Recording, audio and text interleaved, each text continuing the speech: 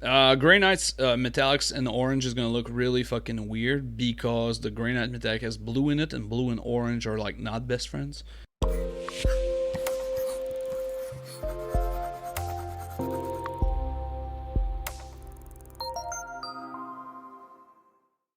Yes, they are complementary. That, but that also means that it clashes. And what I think you want to do in these models is not have half of it clashing the other half. You want something that sparks it up. So that's actually kind of a good question here. Let's use this guy here as an example because I don't have a Caradon, or let's use this guy as well. So this is kind of this is a really interesting art theory, and our buddy here, Kobold QCCA, in the chat was kind of asking scheme about his vote and idea, and I said, orange and blue is kind of not best friendsy for doing stuff, and that's kind of an interesting art theory when you're about to pick schemes, because there's a lot that goes on to it and how it works and how it doesn't work, and why a lot of times I say complementary colors are really nice next to another. What I mean by that is they play off each other, but they also contrast each other a lot. So what I mean by that is if you look at these models, the first color that will jump out to you on this one is the pink, obviously, because it's very bold and striking.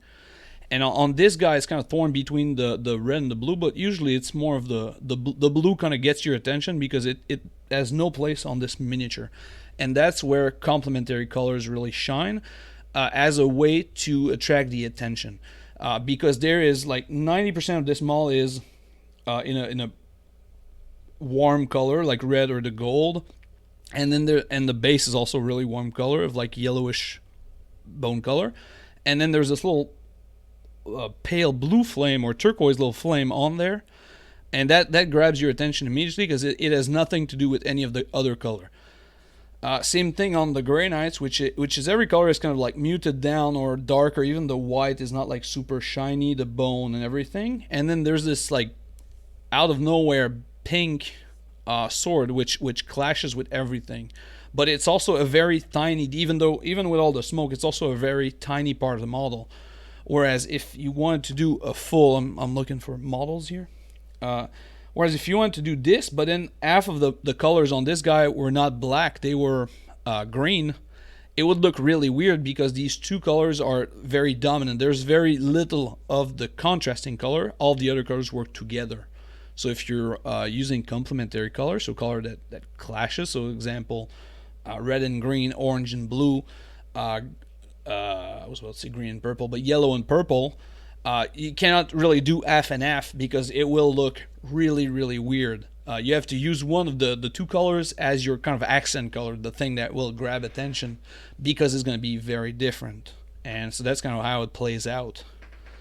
And yeah, exactly. So in the case of our Votan, instead of doing kind of a blue armor and then orange cloth or whatever, you probably want to do like orange armor and then have like all the power weapons blue, or vice versa. I think they have like things called lava axes, and like lava axes are kind of begging to be orange.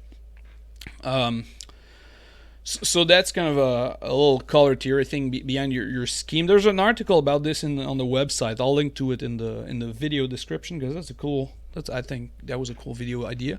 So yeah, so that's kind of how you kind of pick scheme, and how colors kind of play into each other. But this is really, color theory is a tricky subject because there's like college classes devoted to color theory. So me explaining that in like 10 minutes or even in an article, it's not going to happen.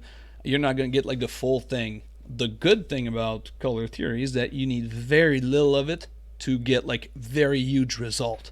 So that's kind of the cool thing is that with this just a simple explanation or just a very little concept, you can go like super far, super easily. Orange is a really tricky color to use because it is hard to use and it is striking unless you do like a muted like like prison uniform. Even prison uniform is like fucking like orange is a color that attracts attention for I don't exactly know the reason, but if you think about it, like everything that's orange in life is there to grab your attention, like traffic cones, traffic cones that the inmates like jumpsuit, they put it orange because you fucking see those. So it's kind of it's a tricky color because the color itself has like a meaning. You know that's like another artsy thing. Like colors have meaning by themselves that you don't really realize it. Like I think green is like clean, blue is like trustworthy, and there's like a whole. I don't know those by heart, but there's like a science behind this. Like there's a lot of like marketing that's based on it. Um, like hospitals have like a specific color scheme for a reason, and then like McDonald's is yellow and green for another. What? Yellow and red for a reason, but orange it's a tricky color because it captures attention, but I don't know why. That's why redheads are so they catch my attention.